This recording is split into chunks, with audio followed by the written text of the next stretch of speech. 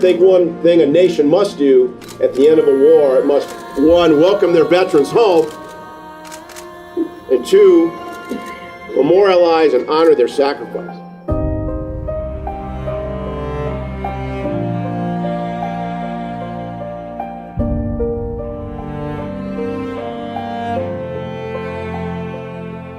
And it's hard to believe, as we see it today, what it must have been like in those times, and what a shock. And to suddenly have this incredible battle, one of the iconic and most important battles of World War II, just about to take place where they lived. The Solomon Islanders' contribution was essential in turning the tide in this theatre of war and in the World War as a whole. Their contribution deserves to be remembered now and in future. And I hope our gathering here today will help ensure that that happens.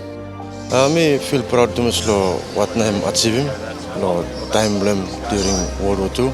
I must continue for story of young generation, what now, what story of old man before during World War II, so that I may continue on for generations to come. Coast Watcher Alexander Waddell wrote that while Admiral Halsey said that Coast Watchers saved Guadalcanal and Guadalcanal saved the Pacific, he could well have added, the Solomon Islanders saved the Coast Watchers. Monroe, under constant strafing by enemy machine guns on the island, as he closed the beach, he signaled to the others to land, and then in order to draw the enemy's fire and protect the heavily loaded boats, he valiantly placed his craft with his two small guns as a shield between the beachhead and the Japanese. I believe that we should be aware that the peace and prosperity we are enjoying now exists solely on the enormous sacrifice made during the war. Nothing is more valuable than peace and freedom. Nothing is more precious than life and love.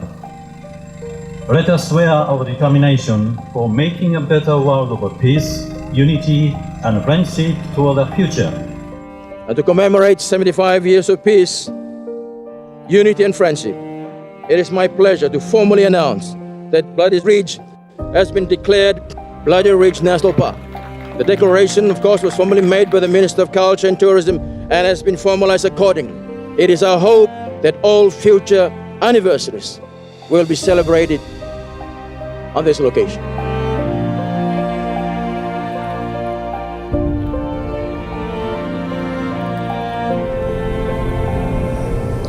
I was 19 at the time. Well, I never ever thought I'd make it. Never ever thought of coming back, but I'm very, very glad that I was able to get here. It's an emotional time for me when the dreadful night when we lost those ships around Sabo Island, and we were under constant air attack from the Japanese Navy. But fortunately, we put up a screening barrage, and the fighters from the aircraft carriers brought the Japs down.